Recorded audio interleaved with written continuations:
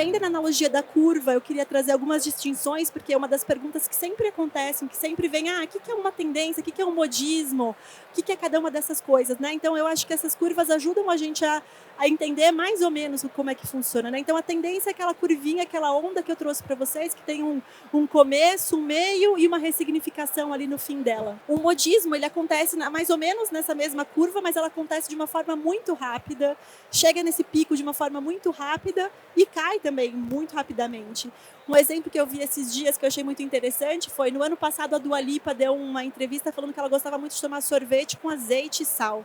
E aquilo causou uma baita repercussão, todo mundo ficou meio que indignado, como assim, azeite com sorvete e sal. E aí começou uma gastronomia em cima dessa versão de sorvete da Dua Lipa, onde várias pessoas foram tentando fazer, compartilhando no TikTok. Foi uma trend, aquilo foi super rápido, cresceu, ganhou corpo. E aquilo, em seguida, já morreu. Não que as pessoas não possam continuar tomando sorvete com azeite. Eu acho que na Itália essa é até uma prática bem difundida. O azeite tem um sabor mais neutro, eles entendem e fazem as misturas deles lá. Isso já existia antes, mas acompanha esse movimento, né? A gente tem comportamento clássico, que é uma calça jeans, que está sempre aí, vai ter sua ressignificação e tal, mas ela fica um pouco mais permanente. E tem os revivals, né? Stranger Things trouxe aí pra gente um super revival dos anos 80, reviveu brechós, dependendo do contexto, da mídia, que é uma das grandes forças que eu trouxe aí, a gente vai vivenciando esses outros modismos, que eles são uma reinterpretação de modismos que já aconteceram, né? Quando a gente está olhando para revivals. E aí, para encerrar a minha fala e fazer um resumão de tudo aquilo que eu fui trazendo para vocês durante esse contexto, eu trago como é que funciona o processo de pesquisa no ponto de vista do olhar da minha abordagem. Eu sou formada em design gráfico, eu trabalho com design estratégico há quase 15 anos, e o meu olhar para futuros e para tendências vem do olhar do design também, que tem como principal abordagem o duplo diamante. O diamante, ele significa a parte de abrangência e convergência, né? Você ter a divergência de pensamentos, de olhares, ser mais inclusivo. Então, a gente está o tempo inteiro explorando novas possibilidades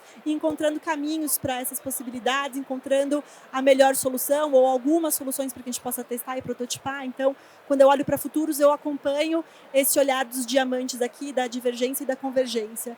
Então, a gente começa olhando para sinais. Então, eu falei, sinais é uma coisa que está acontecendo no nosso dia a dia, no que a gente está acompanhando dentro das redes sociais. São coisas do momento, do presente. E a partir dessas possibilidades, de tudo que a gente está acompanhando de sinais, a gente está olhando para o máximo possível. Eu quero conversar com mais pessoas, eu quero olhar para diversas redes sociais, eu quero conversar com pessoas de grupos e tribos diferentes para pegar perspectivas diferentes. Então, eu estou olhando para muita gente, para muita coisa, vai me dando aquela ansiedade, vai me dando, cara, é muita coisa. O que eu faço com tudo isso? Quando eu chegar numa grande quantidade de informação, a gente começa a fazer um garimpo ali para entender como é que eu vou interpretar tudo isso que eu estou vendo. E eu escolho as minhas histórias, escolho as minhas narrativas e começo a fazer identificar as minhas tendências. Eu passo por um processo de convergência onde eu estou compilando esses sinais em grupos e eu entendo quais são as tendências. Então, eu estou fazendo a minha leitura dos sinais da sociedade hoje e projetando ela para um futuro de 5 anos, mais ou menos, de prazo, que eu comentei com vocês. A partir dessas tendências, eu vou pensar em cenários futuros. Para quais caminhos essas tendências me levam? E o que eu imagino que vai ser o meu futuro a partir dessas tendências, se elas se concretizarem, se elas subirem, chegarem naquele patamar além daquele abismo ali, né, do que está acontecendo. Então, eu começo a imaginar como vai ser um dia na vida de alguém daqui a 10, 15 anos. E aí, esses cenários, às vezes, eles, 10, 15 anos é o ideal para a gente pensar em futuros, mas quando a gente está olhando para as empresas aqui no Brasil, a gente está falando de, no máximo, 2, 3 anos. Quando eu quero lançar uma tinta, estou falando do ano que vem.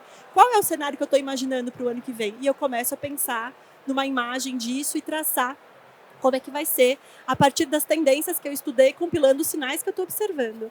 E aí eu compartilho, geralmente, com o meu demandante, como é que é esse cenário, como são esses cenários que eu estou pensando. O meu demandante vai olhar e vai falar, putz, a partir desse cenário que você está me trazendo, eu vou pensar em algumas estratégias, vamos ver como é que a gente consegue lidar, quais são as melhores opções que eu tenho para lidar com esses cenários que você está me trazendo.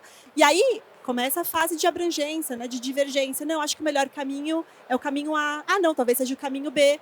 E aí, dentro do abecedário todo de caminhos que eu posso apresentar, o meu demandante vai falar, olha, então vamos pensar nas apostas. Eu aposto que vai ser esse o hit do verão, considerando se é curtinho prazo, mas eu acho que o caminho, a tendência que tem mais chance de se consolidar, o que faz mais sentido para o meu mercado é essa, então eu vou fazer a minha aposta. Então, dentro do abecedário todo de possibilidades, de cenários, a gente consegue fazer algumas escolhas ali de onde que eu vou investir o meu negócio, onde que eu vou investir o meu tempo, os meus recursos para fazer a minha estratégia acontecer. Então, esse, né, é um resumo mais ou menos de como é que evolui esse processo de pesquisa de futuros, de tendências, e como que a gente concretiza. Que começa aqui nessa pesquisa de sinais do dia a dia, né, como eu trouxe para vocês o exemplo da população envelhecendo, até o processo onde as empresas, as pessoas que estão consumindo essa pesquisa e estão usando ela para tomar decisões, passam para um momento de apostas, de direcionar o que eu faço com isso, como é que eu transformo isso em negócio. Então, é mais ou menos assim que a gente costuma fazer dentro do processo de pesquisa de futuros.